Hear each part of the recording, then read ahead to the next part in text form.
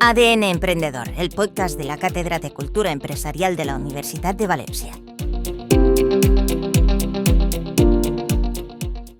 Bienvenidos a un nuevo episodio del podcast de la Cátedra de Cultura Empresarial ADN Emprendedor. Hoy tenemos con nosotros a Vicente Ruiz, presidente y fundador de RNB Cosméticos.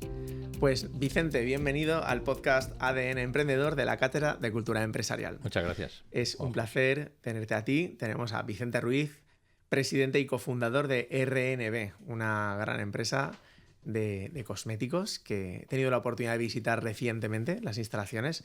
Lo he hecho ya en un par de ocasiones. Me parece que es una visita es mucho mejor que cuando de pequeño el cole me llevaba a Danone. Bueno, también. Tenéis unas instalaciones súper espectaculares y que dan gracias. muy buen rollo de la empresa que hay detrás.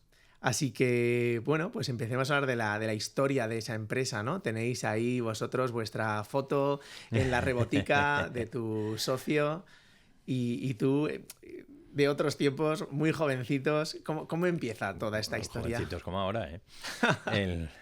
¿Cómo empieza? Pues como empiezan muchas historias, pues dos amigos que se conocen en la universidad y estudiando farmacia, y cuando terminamos la carrera pues nos volvemos a encontrar porque hubo un momento que nos separamos en los últimos cursos, pero a la vuelta pues nos volvimos a encontrar y decidimos, pues él en su oficina de farmacia, que entonces era de su padre, y yo pues a salir a vender y a vender esos productos cosméticos que hacía desde el punto de vista de como una formulación magistral, pues empezar a venderlo a la gente que teníamos alrededor. Y así empieza.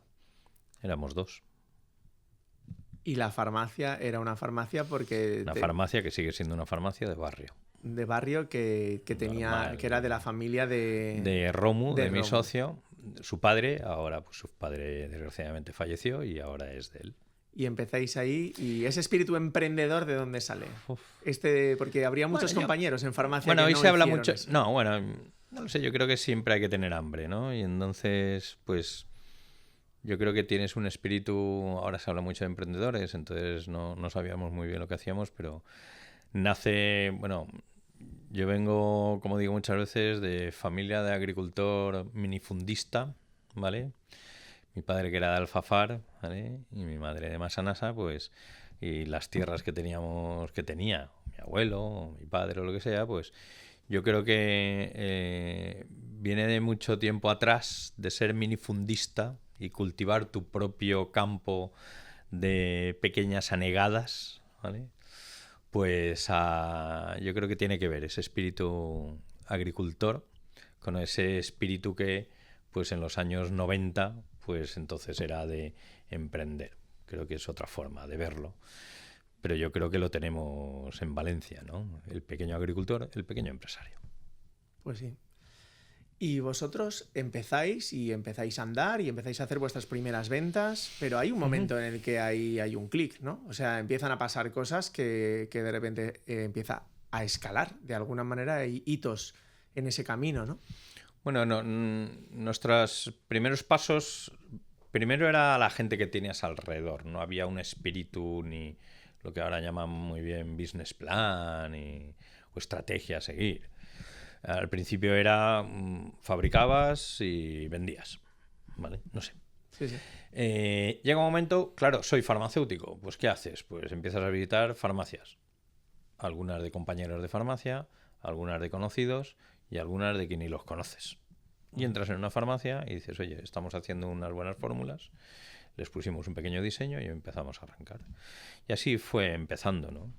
Y luego, pues, todo el mundo nos conoce. En RNB, pues, en 1994, pues, pasa por delante Mercadona cuando empezaba a hablar de esa cosmética, de hacer esa forma distinta de trabajar y enganchamos. Y entonces, ese ha sido nuestro gran crecimiento, ¿no? Antes de ir al hito de Mercadona, que es apasionante en sí mismo, Mucho. Vosotros, cuando hablas de empieza a visitar farmacias, ahí nace Babé.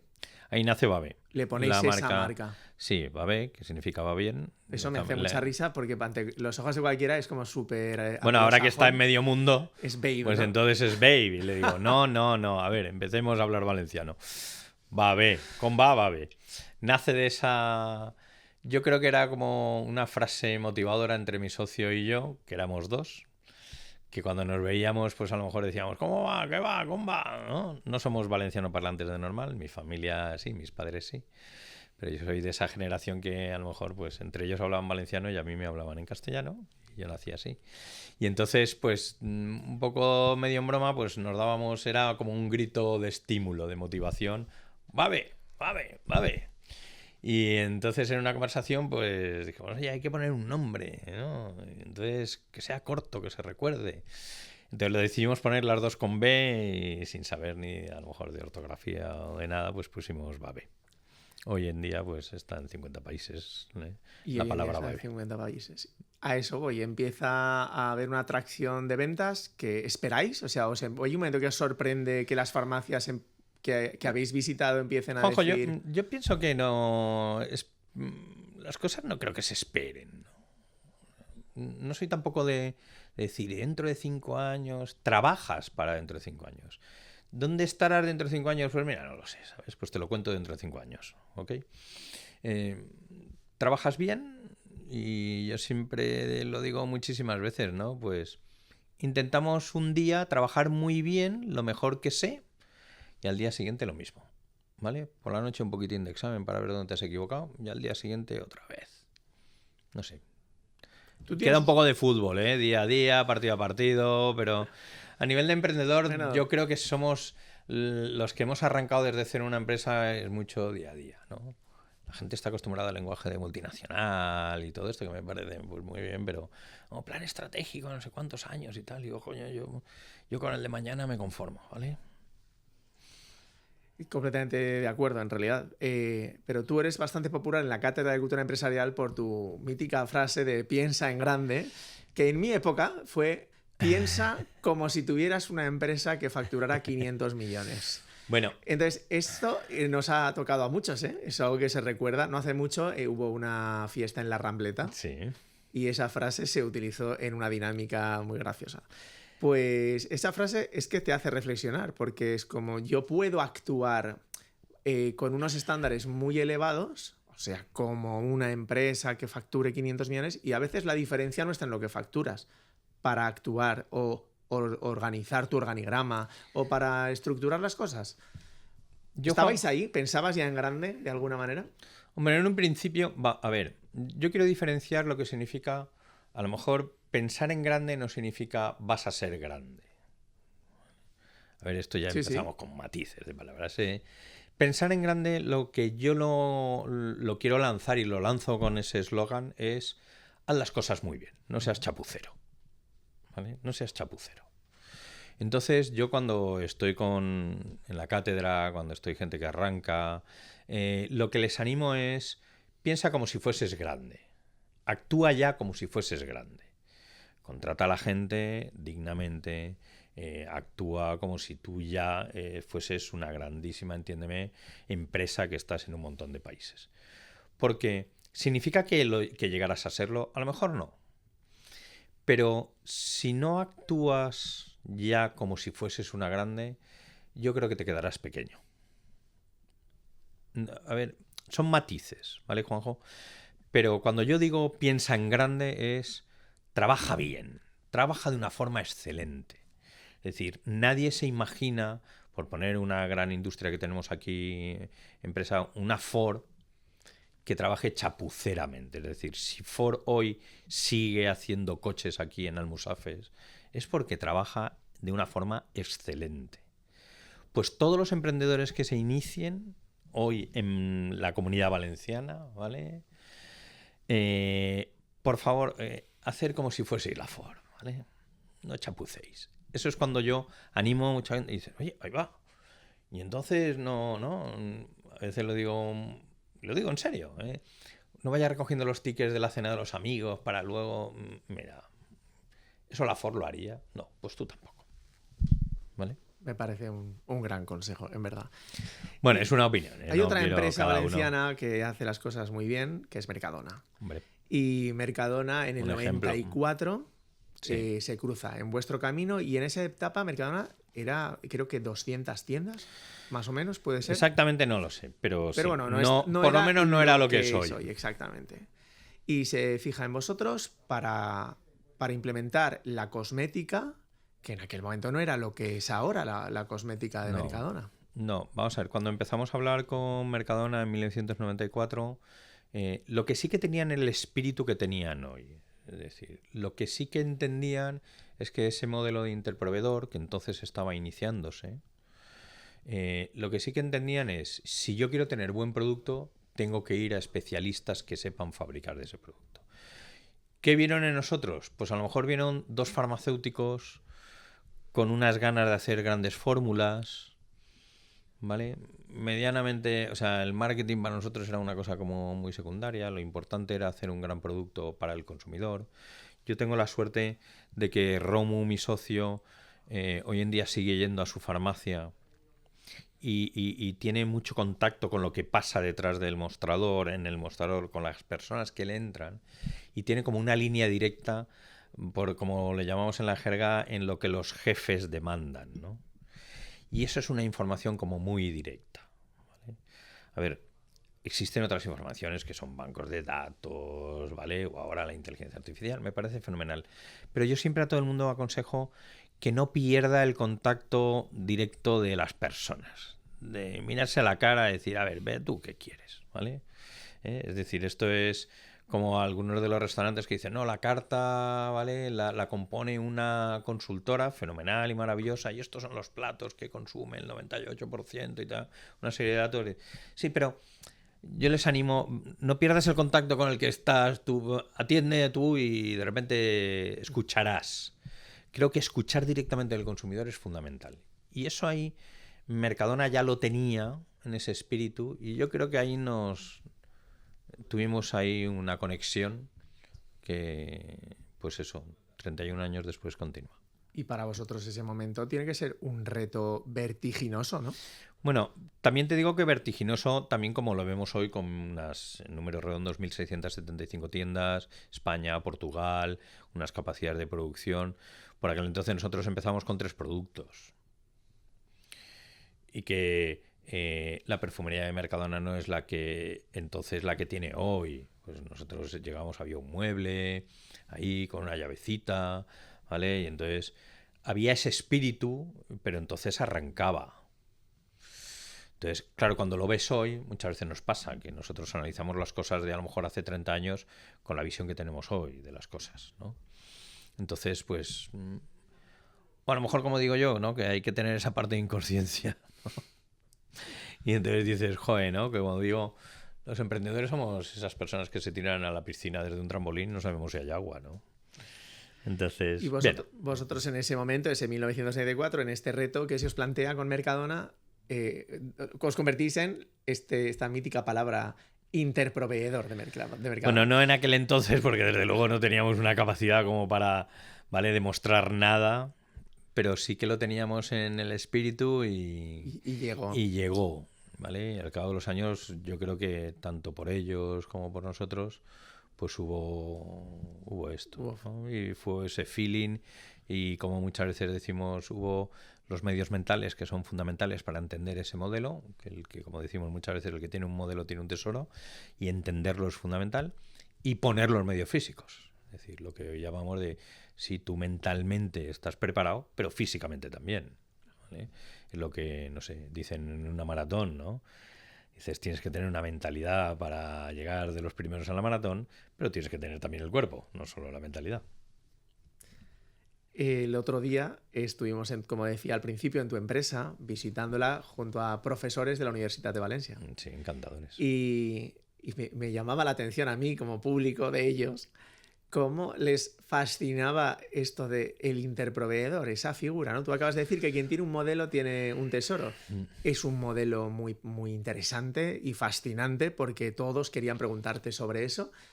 ¿Qué te parece no sé, el hecho de cómo les fascinaba a ellos? Quiero decir, ¿qué crees que Vamos a tiene ver, para que la gente le llame tanto la atención? Hombre, vamos a ver qué es único. Si tú la primera palabra que a mí me sale es que es único. Continuando esa palabra único, es que ha demostrado a lo largo de los años que es de éxito. Porque hay modelos únicos que no son de éxito. Pero este es único y de éxito.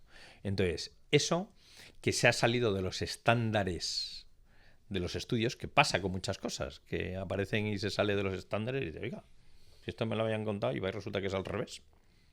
Y encima funciona. Entonces, y es único en el mundo.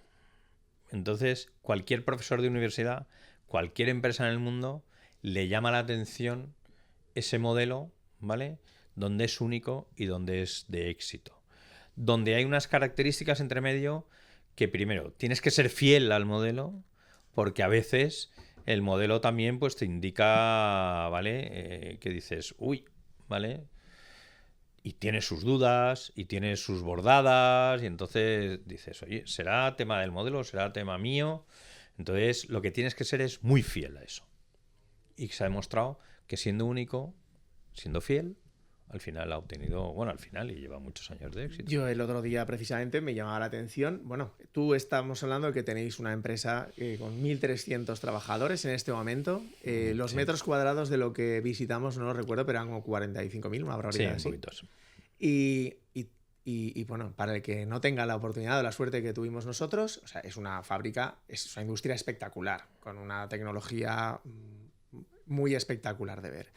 Entonces, claro, tú no puedes construir eso si no tienes las garantías de que vas a poder seguir trabajando con el que te lleva tu producto al mercado con ciertas garantías, porque el nivel de inversiones es elevadísimo, con lo cual es un modelo de éxito que le permite al interproveedor crecer y apostar, ¿no? Juanjo, que se basa fundamentalmente en la confianza. Es decir, no lo sé, no lo hemos visto así en riesgo. Yo creo que intentamos trabajar muy bien todos los días, y el que se deja la piel todos los días por hacerlo muy bien, pues yo creo que confía en que al día siguiente seguirá teniendo ese trabajo, ¿no? Entonces, no hay tanto análisis, o por lo menos a lo mejor sigo yo con mi inconsciencia de... No hemos hecho tal análisis, sino para trabajar bien necesitamos esos medios. O sea, imagínate que dices, oye, hay que hacerlo. Yo tengo que entregar esto y tengo que comprar una línea nueva de envasado, ¿no? Y dices, joder, o un nuevo reactor. Y dices, joder, es que el nuevo reactor vale 1.000.000 de euros. Ya, pero es que si no, no puedo entregar bien. Si no, no llego a la calidad que tengo que llegar. Pues entonces, pues tengo que comprarlo. No lo sé. Son como las herramientas que tú necesitas, ¿vale? Para obtener los productos de calidad que tú quieres servir. Entonces, no lo sé. No, es no justo tengo lo que... esa... tienes una confianza y tiras para adelante.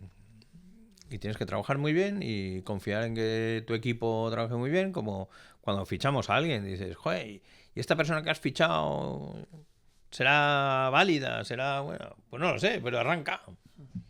Y al día siguiente lo has fichado y no lo sabes. Hasta que no se pone a trabajar. Bueno, pues con este modelo de éxito comienza una colaboración muy fructífera donde, bueno, ya como usuarios vemos, ¿no?, que los Mercadonas se llenan de un producto de calidad cosmético que, vamos, que todos somos usuarios. Bueno, de una parte, ¿eh? También hay otros proveedores, interproveedores magníficos dentro de la perfumería que entre todos y en una labor en equipo que hemos trabajado, ¿vale? Porque el modelo ayuda a trabajar en equipo junto con los profesionales de Mercadona, pues llegas a poner en el consumidor ese tipo de productos de ese nivel de calidad. Y ahí empieza un crecimiento bastante exponencial, bueno, de la mano del crecimiento de Mercadona también. Sí. Y bueno, todo no son alegrías, ahí es donde quiero llegar, porque hay una historia tuya que contaste en un curso que me pareció muy apasionante, que es un momento de crisis reputacional para la empresa que tuvo que ser una vivencia difícil. Sí, bueno, vamos a ver. Yo creo que los empresarios, los emprendedores, tenemos que aprender no solo a hablar de nuestros éxitos, sino también de nuestros fracasos y de nuestras equivocaciones, porque yo creo que es también apasionante enseñar a la sociedad de que esto, claro, te ven ahora, hombre, fíjate, ¿no? O éxito del modelo, lo que sea. Bueno, pues primero que muchas veces te vienen dudas y muchas veces te vienen tropiezos. Y nosotros tuvimos ese tropiezo y ¿sabéis lo que aprendí? Es que refuerza mucho cuando todo tu equipo lo has ido preparando mentalmente a que no todo es un camino de rosas. Y entonces yo no salvé las situaciones de crisis sin más, sino que lo salva todo el equipo, ¿no? Entonces, en esos momentos, sí, con el tiempo, como pasan siempre las cosas, dices, joder, cuánto he aprendido. Gracias a esos momentos he salido mucho más fuerte. Y bueno, yo lo que pienso es que de verdad que hay que contar las meteduras de pata o los momentos en los que a mí a veces me dicen, joder, te veo sonriendo. Digo, bueno, porque no me has visto llorando, ¿no? Pero tienes de todo. Tenemos que aprender que el esfuerzo no es... O sea, ¿vale? Y que el que quiera ser emprendedor, el que quiera ser empresario, va a tener momentos que va a estar llorando. Entonces, yo creo que lo que tenemos que enseñar mucho es a las cientos de meteduras de pata que tenemos.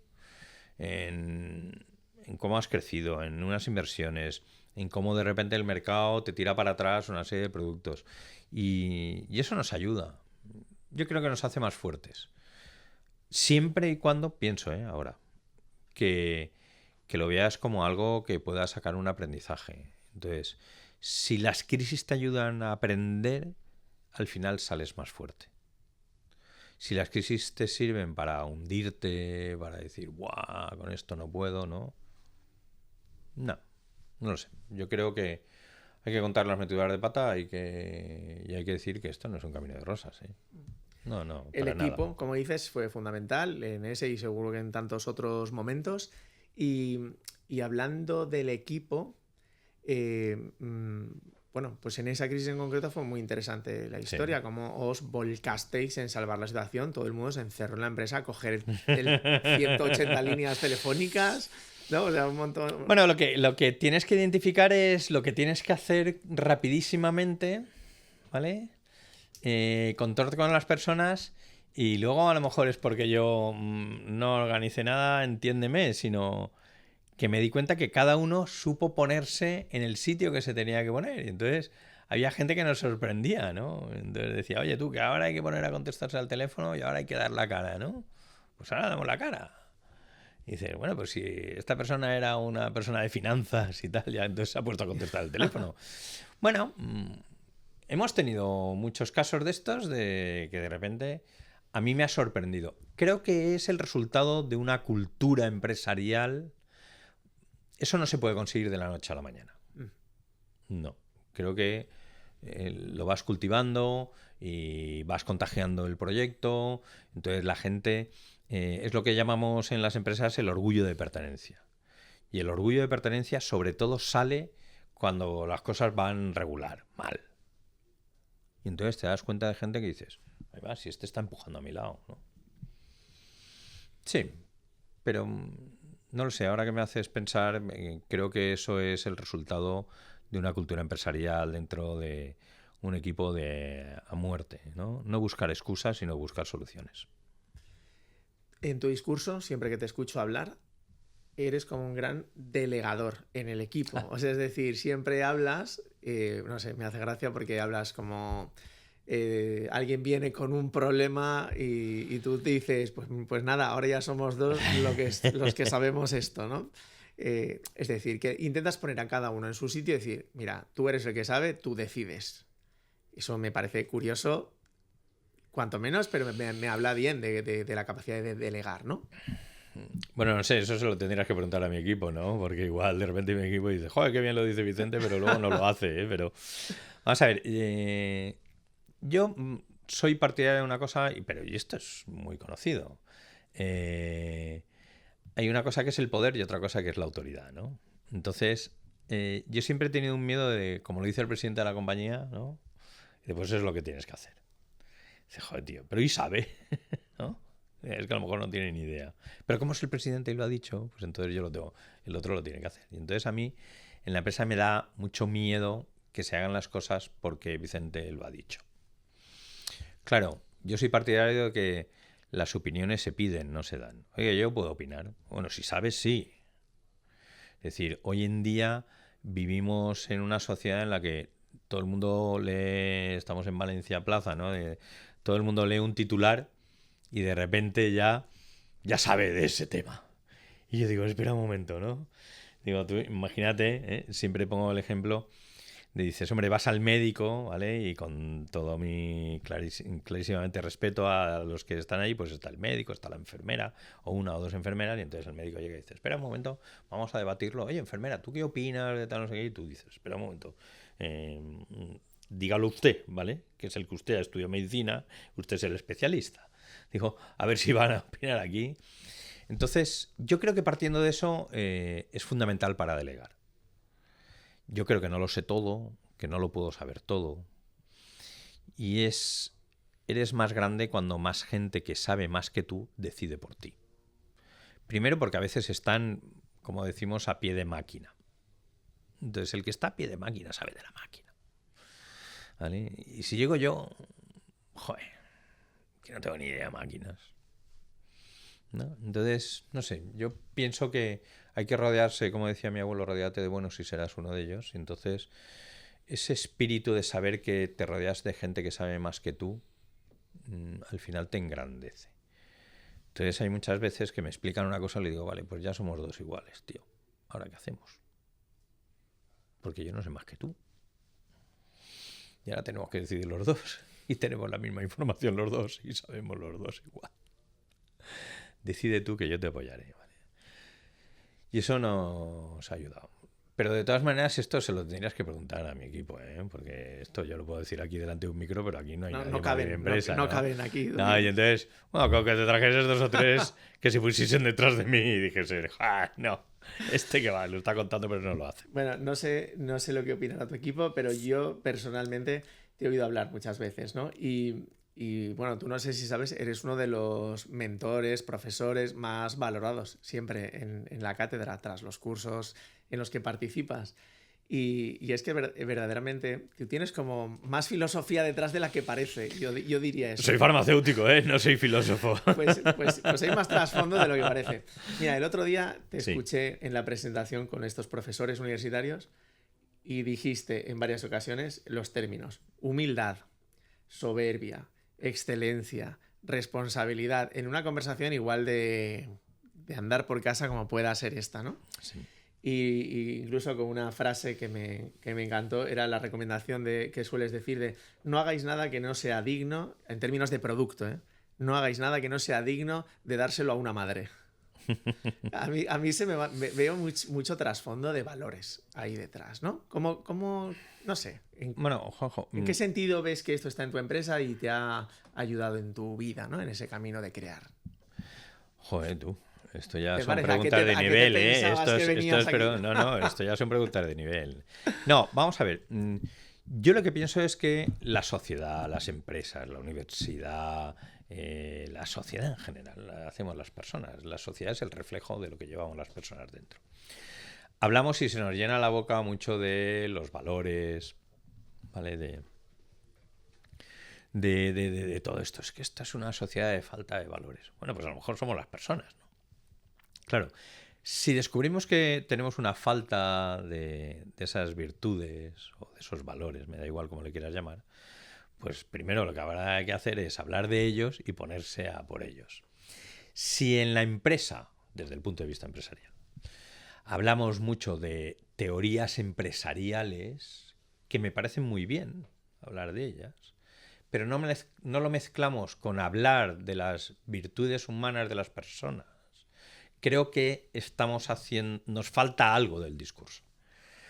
Porque si algo tenemos los empresarios, creo es que tenemos... estoy hablando en primera persona y me sabe fatal, pero si algo lo que tenemos es esos esfuerzos, ¿vale? Todos esos valores que hoy se habla, es decir, de lo que más ejemplo creo que damos, ¿vale? El 99,9% de todos los empresarios, y no me pongo el primero, es de esos valores.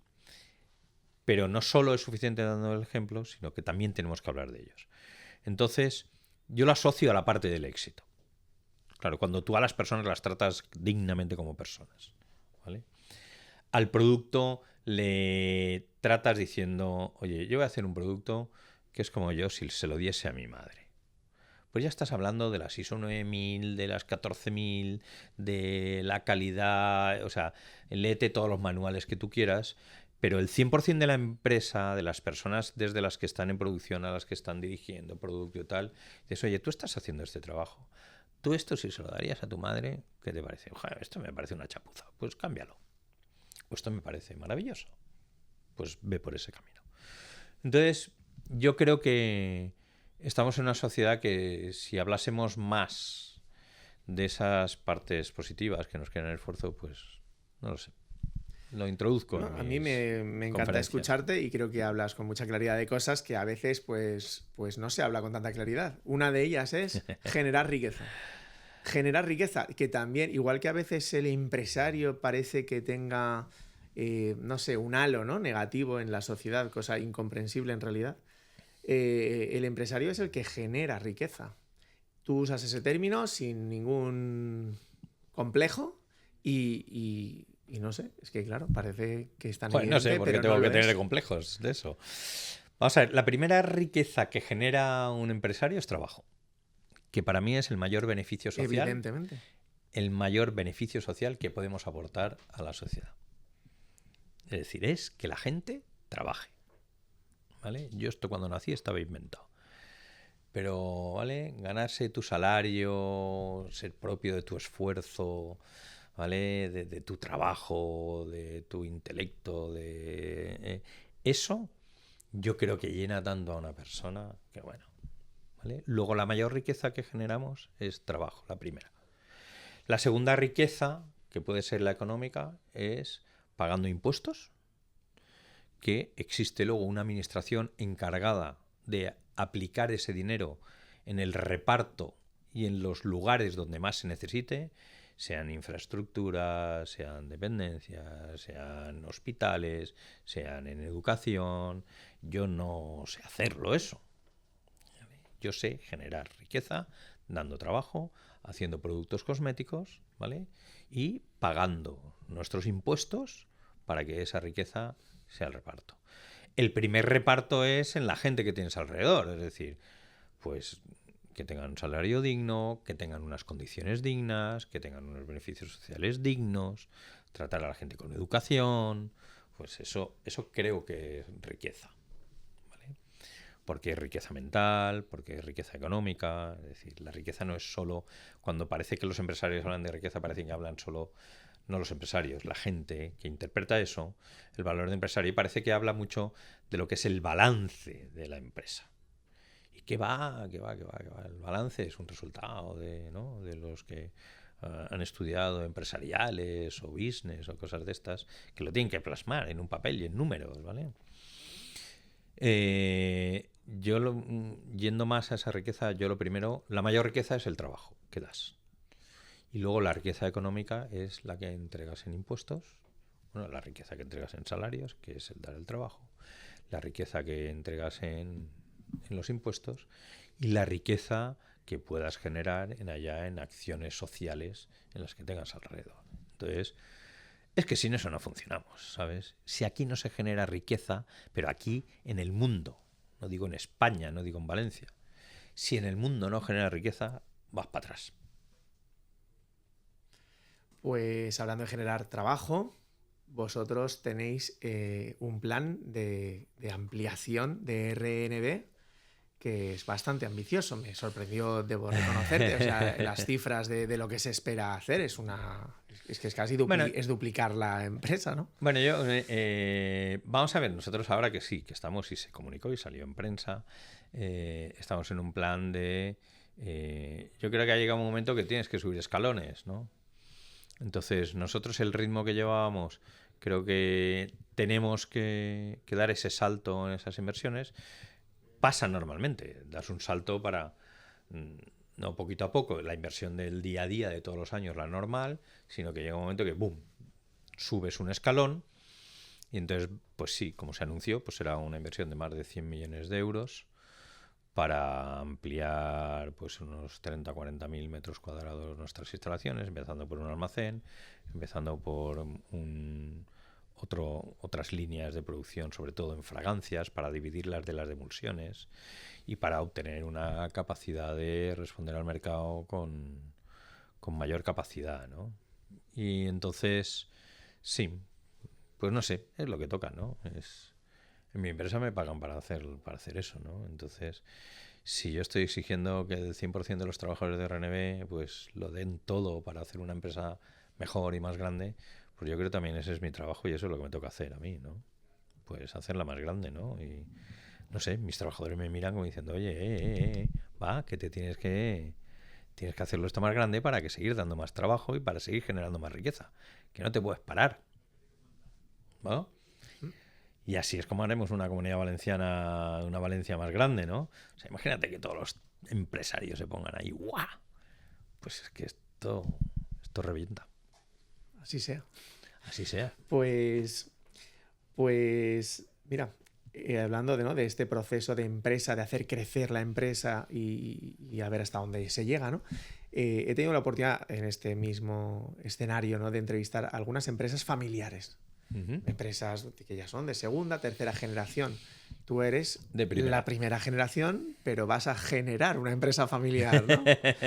Y me parece interesante porque tú tienes una visión que me ha parecido siempre curiosa sobre eso, ¿no? De profesionalización de la compañía o sea, no sé, me ha parecido un modelo diferente al habitual, en mi desconocimiento, a lo mejor no es así, pero...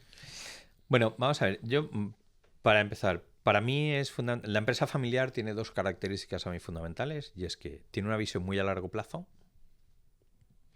es decir, porque nosotros ya parece, en fin, yo tengo ahora 60 años, pero parece uno que ya está pensando, a ver, oye, ¿y mis nietos? Todavía no han nacido.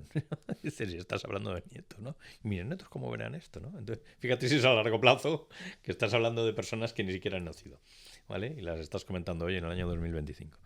Y luego, una cosa muy importante es esa cultura de empresa que cada empresa familiar impregna, que va en los valores, en la forma de ser de cada uno de los empresarios que la fundaron.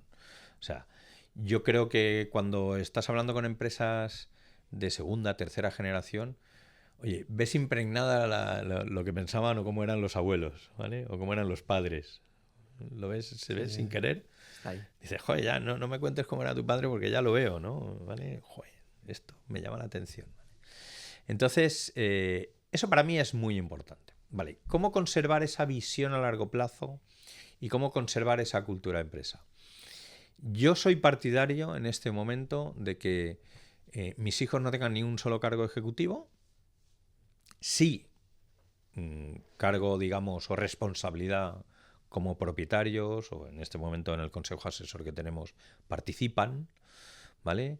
Pero siempre con un punto de vista de ser muy profesionales. Yo creo que se hereda la empresa, no se hereda también esa capacidad para poder ejecutar. Claro, ten en cuenta que yo vengo desde que lo que hemos contado al principio, desde esa farmacia que éramos dos y entonces ponía yo las etiquetas a mano y enroscábamos y salía a vender. Eso no lo han vivido mis hijos. Entonces no tengo que dar por hecho que eso lo sepan hacer ni que lleven ese espíritu, ¿no? Entonces yo creo que formarles para que sepan mantener esa cultura a largo plazo, esa visión a largo plazo y esa esencia que llamamos nosotros personal, les tengo que formar en eso. Para mí eso es más importante. Y luego también, ¿vale?, que lo voy aprendiendo de lo que voy escuchando por ahí, ¿eh? Esto no es nada mío. ¿Vale? Esto está todo inventado.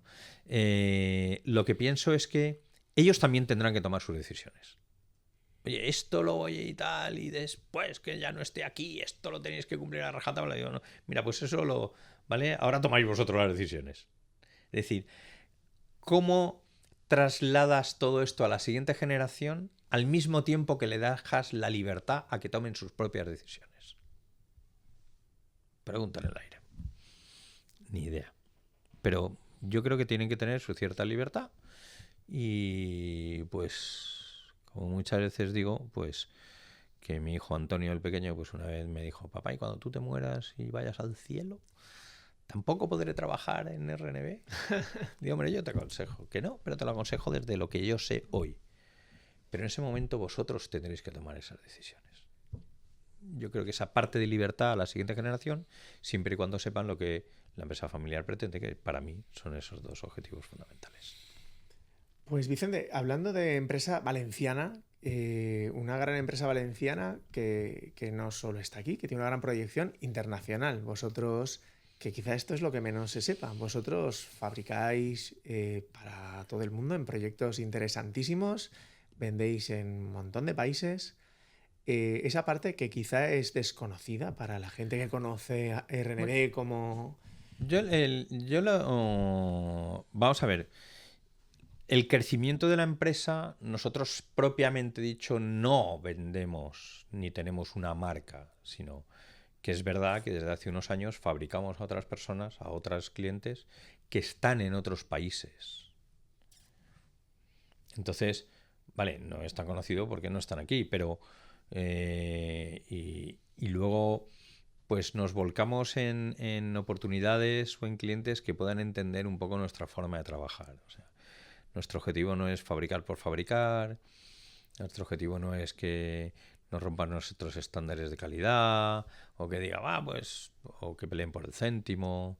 O sea, vamos muchas veces a proyectos que nos tensionen en innovación, ¿vale? Que nos tensionen al equipo en buscar nuevos proveedores. Es decir, esa tensión, ¿vale? Nos gusta. En que a veces son proyectos pequeños, pero que te ponen un reto que dices, jope, tú, ¿no? Esto me ha obligado a buscar o a encontrar otros proveedores de otra forma, ¿no? O estos son envases de aluminio que nosotros no hemos tocado. O estos son fórmulas sólidas, ¿vale? Que en formulación nos obliga a tener una tensión. Yo creo que tenemos determinados proyectos que nos tensionan a estar en la punta de la lanza. Y eso nos gusta. Mantienen en la brecha tecnológica y de la innovación. Bueno, es que yo creo que eso no lo podemos perder nunca. Las ganas de innovar, las ganas de ver otras cosas que nos enriquecen. Aquí es que no se puede poner un PowerPoint, ¿no? Pero tenéis proyectos de un diseño espectacular para grandes marcas. O sea, me parece interesante porque creo que eso es desconocido. Pero no, pero Juanjo, yo no solo en diseño, sino buscamos, por ejemplo, en formulación.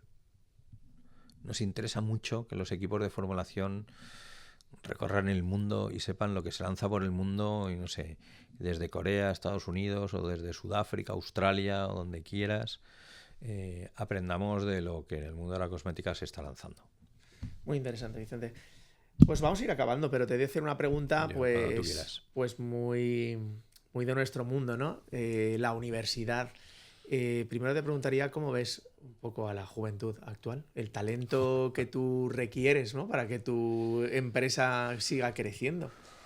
Bueno, yo creo que pienso que con los años, como vamos avanzando, pues clarísimamente, pues, ¿no? Yo, pues, cuando yo termine farmacia, o los que ahora salen terminando farmacia, pueden tener, primero, más conocimientos clarísimamente que yo, más oportunidades de obtener información mucho más grandes que yo. O sea, cuando yo terminé, a lo mejor ahora no nos damos cuenta, pero no existía Internet.